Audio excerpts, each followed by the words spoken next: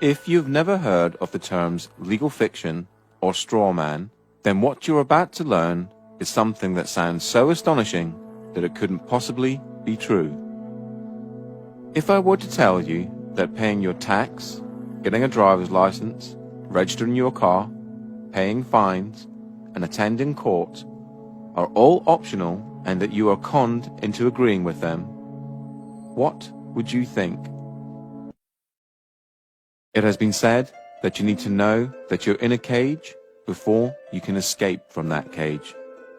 Let's look into how you're being tricked and how your power is being hidden from you. Ah, the government. It loves you and wants to keep you safe and well.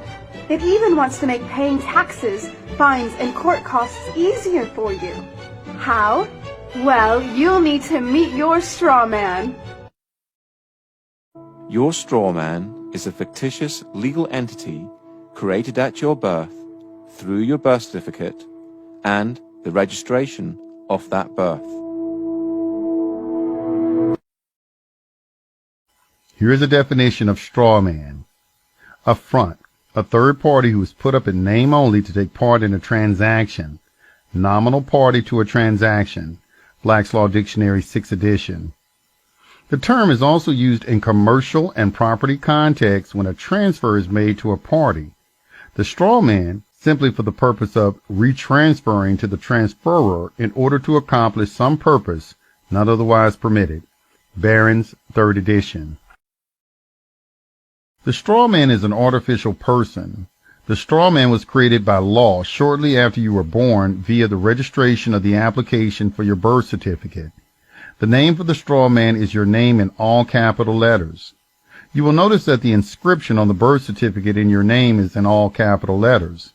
The English language has precise rules of grammar that make no provision for writing proper nouns in all capital letters.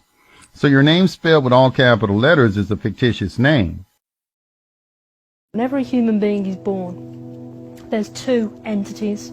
One is the real entity, which is the human being, the flesh and blood, and the other is a legal fiction, a fictional entity that is nothing more than a piece of paper, the birth certificate. Again, we're duped into believing that these are one in the same, and so we're tricked into representing the legal fiction, the straw man, that birth certificate. So when people get fines and things like that, it's actually consulting the legal fiction, the non-existent entity, the corporate entity that is owned by corporations. You have any interactions with the bureaucracy, okay? They're not interacting with you, they're actually interacting with your legal fiction, because they can't deal with a flesh and blood human. Yeah, they have to deal with another corporation. When you start to break down the words that we use and you start to look at the roots of all these words, and you actually look at where these words, what these words actually really mean, you start to get an idea of what's going on. The word corporation is very, very specific, because it's corp and oration, it's dead speak. So a corporation is something that's dead. It's an entity that exists only in a legal framework. It doesn't exist in any other framework at all. It only becomes an entity through legal mechanisms and legal means. In essence, when you were born and far too young to understand, a company with your name was created through your birth certificate. When your parents registered your birth, they actually created a company and handed ownership of that company and you over to the state. It is important to remember that your parents were tricked and had no idea this was happening.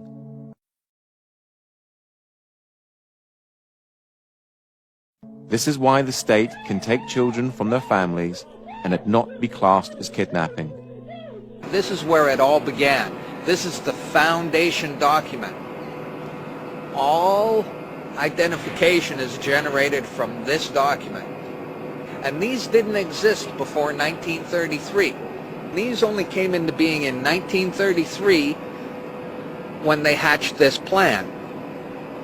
They created a corporate fiction with a name just like yours. In doing this, they registered and monetized the spirit and soul of a living being.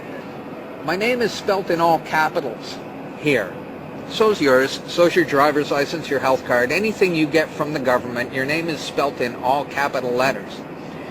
And when you use any government identification, you are identifying yourself as a corporation, and you are existing within the jurisdiction of corporate law. And just because you didn't know what you're doing, that's no excuse. It doesn't exonerate you from liability. There was a bankruptcy in 1933, and the central bankers came in and said, we have a mechanism whereby you can continue to conduct commerce even though you're bankrupt and there's no money. Pledge your citizens as collateral. That happened in 1933, the bankruptcy. And that, by no coincidence, is why these started to be issued in 1933. So you may be walking around thinking you're free and you have rights. But the bottom line is that you are owned, you're a chattel, you're a slave. And these people own you. And that's why they can do things to you against your will. Because you comply. Right now I'm going to just read a quote from Edward Mendell House and what he had to say in a private meeting with Woodrow Wilson, president between 1913 and 1921, from the private papers of Woodrow Wilson. Quote, very soon, every American will be required to register their biological property in a national system designed to keep track of the people, and that will operate under the ancient system of pledging. By such methodology, we can compel people to submit to our agenda, which will affect our security as chargeback for our fiat paper currency. Every American will be forced to register or suffer not being able to work and earn a living. They will be our chattel, and we will hold the security interest over them forever by operation of law merchant under the scheme of secured transactions. Americans, by unknowingly or unwittingly delivered the bills of lading to us, will be rendered bankrupt and insolvent, forever to remain economic slaves through taxation secured by their pledges. They will be stripped of their rights and given commercial value designated to keep us a profit that will be none the wiser.